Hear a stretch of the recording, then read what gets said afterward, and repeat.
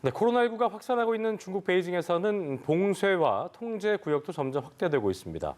한 달 넘게 봉쇄가 이어지고 있는 상하이에선 주민들의 불만이 극에 달한 모습인데요. 네, 베이징 연결해서 자세한 소식 들어보겠습니다. 임광빈 특파원. 네, 베이징입니다. 네, 먼저 중국의 코로나19 집계 현황부터 전해주시죠.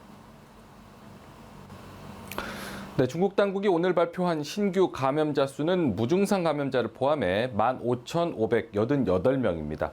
그중 15,000명 정도는 한 달 넘게 봉쇄 중인 상하이에서 확인이 됐습니다. 베이징에서도 49명이 추가됐는데요. 베이징 인구를 감안한다면 절대적인 숫자가 많은 것은 아닙니다. 하지만 제로 코로나 방역 정책을 고수하는 중국 당국으로서는 비상입니다. 베이징 인구 90% 이상을 대상으로 지난 월요일부터 시작한 PCR 검사는 지금도 이어지고 있습니다. 감염자 또는 밀접 접촉자가 나와서 관리 통제가 되는 지역도 늘고 있는데 현재 200여 개가 넘는 주거단지와 시내 빌딩 등이 봉쇄되고 있습니다. 제가 살고 있는 아파트 단지에서는 감염자나 밀접 접촉자가 나오지 않은 상황이지만 인근 사무실에서 밀접 접촉자가 확인됐는데요. 해당 사무실 방향 출입구가 추가로 폐쇄되면서 출입구 4곳 중 2개가 잠겨서 봉쇄의 울타리가 좁혀오고 있음을 느끼게 하고 있습니다.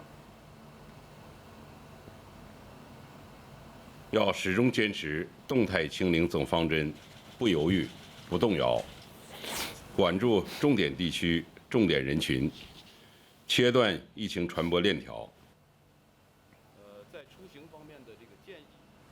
자, 봉쇄 한 달을 넘긴 상하이 주민들 결국 불만이 폭발했다고요. 네, 그렇습니다. 어젯밤 상하이의 상황이라며 SNS에 영상이 올라왔는데요. 냄비와 대야 등을 두드리는 소리가 아파트 단지에 울려 퍼집니다. 빔 프로젝트를 이용해서 물자가 필요하다는 글을 맞은편 아파트 벽에 비추기도 합니다. 잠시 현장의 목소리를 들어보겠습니다.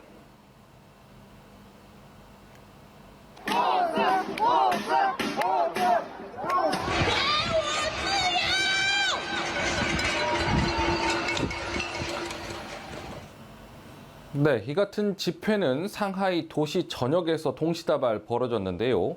휴대전화 메신저를 통해 아름아름 시위 계획이 전파되면서 가능했던 것으로 알려졌습니다. 중국 당국의 강력한 검열과 감시를 피하기 위해서 일부 포스터는 음악회라는 제목을 달기도 했습니다. 하지만 현재는 중국 SNS에서 해당 영상을 찾아볼 수가 없는데요. 삭제 조치된 것으로 보입니다. 이번 집단 항의와 관련해 당국은 외부 세력이 개입된 것이란 주장을 하는 것으로 전해졌습니다. 이 같은 당국의 대처에 대해 상하이 주민들은 불만을 가지면 외부 세력인이 되는 것이냐고 꼬집고 있습니다. 한편 중국 대표적 SNS 웨이보는 최근 모든 댓글 작성자의 거주지를 노출하기 시작했는데요. 갈수록 목이 조여진다, 또 댓글을 쓰기 조심스럽다라는 부정적인 반응이 잇따라 나오고 있습니다. 네, 그리고 중국 교육당국이 대학생들이 학교 밖으로 외출하는 걸 통제했다고 하던데요. 이것도 역시 방역을 위한 조치인 겁니까? 그렇습니다. 중국에서는 내일부터 닷새간 노동절 연휴가 시작됩니다. 우리의 설 명절과 같은 춘제, 또 10월 1일 국경절과 함께 노동절은 중국의 3대 연휴로 꼽힙니다. 평소 같다면 봄철 나들이나 여행을 떠나는 사람들이 많은데요. 코로나19 확산을 우려한 교육당국이 대학생들의 외출을 통제하고 나선 것입니다. 중국 대학생들은 전원 기숙사에서 생활을 하는데요. 코로나가 확산한 지역에서는 이미 외출이 통제되고 있는 상황입니다.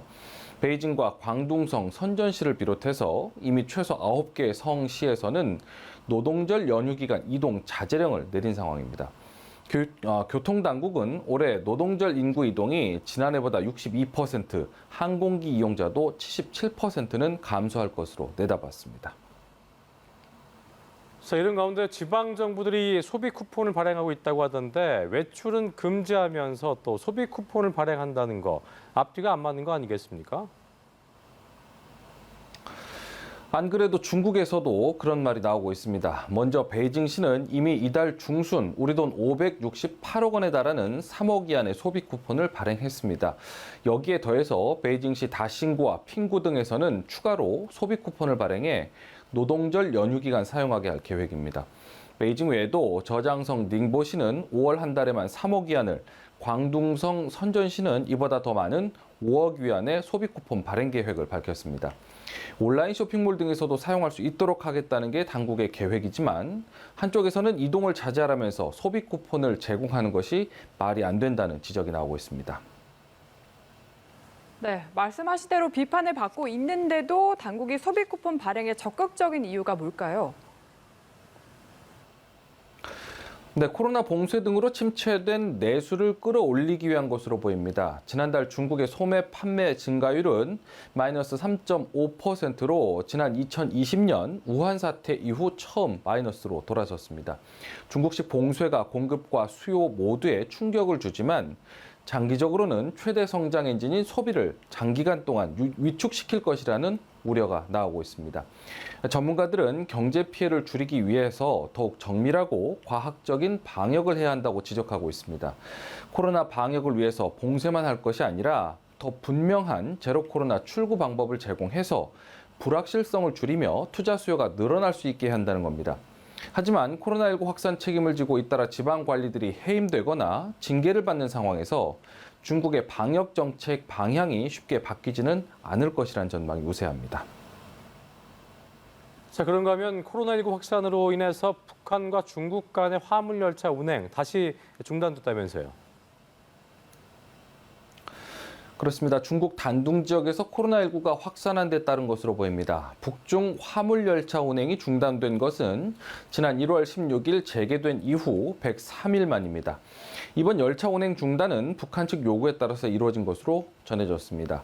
단둥시는 지난 25일 3명의 코로나19 감염자 발생을 이유로 도시 전면 봉쇄 조치를 내렸습니다.